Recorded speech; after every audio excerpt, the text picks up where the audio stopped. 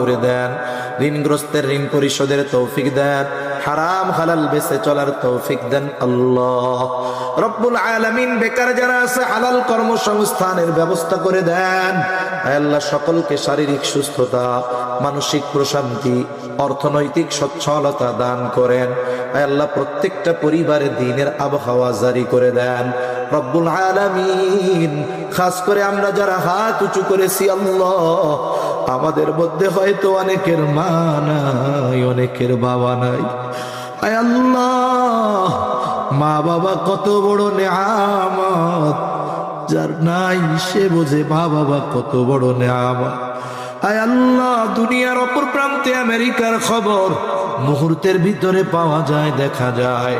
3 হাত মাটির নিচে ওই মোহাম্মতের মা বাবার কবরের খবর জানা যায় না, দেখা যায় না আয় আল্লাহ।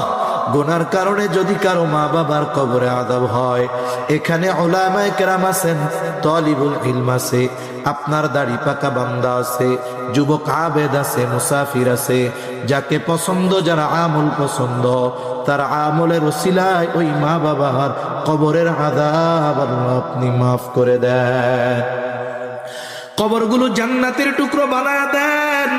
কিয়ামতের দিন হিসাব সহজ করে জান্নাতের ব্যবস্থা করে দিয়েন। যাদের মা বাবা বেঁচে আছে, সুস্থ দীর্ঘনেক হায়াত আল্লাহ আপনি দান করেন আয় আল্লাহ। যাদের সন্তান অবাধ্য আছে, সন্তানগুলারে বাধ্য করে দেন আয় আল্লাহ। খাস করে মালিক মা বোনদের কবুল করে নেন, পর্দানিশীন বানায়া দেন আয় আল্লাহ। 5 ওয়াক্ত নামাজ যথাযথভাবে আদায় করার তৌফিক দেন রব্বুল আলামিন। আমাদের সকলকে সকল পাপাচার, অনাচার, অশ্লীলতা থেকে বেঁচে থাকার তৌফিক ও হিম্মত দেন রব্বুল আলামিন।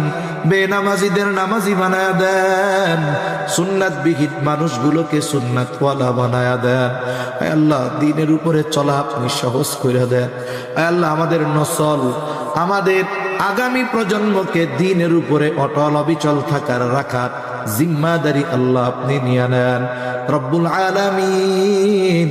আমাদের সকলকে বারবার মক্কা মদিনা জিয়ারতের তৌফিক দেন।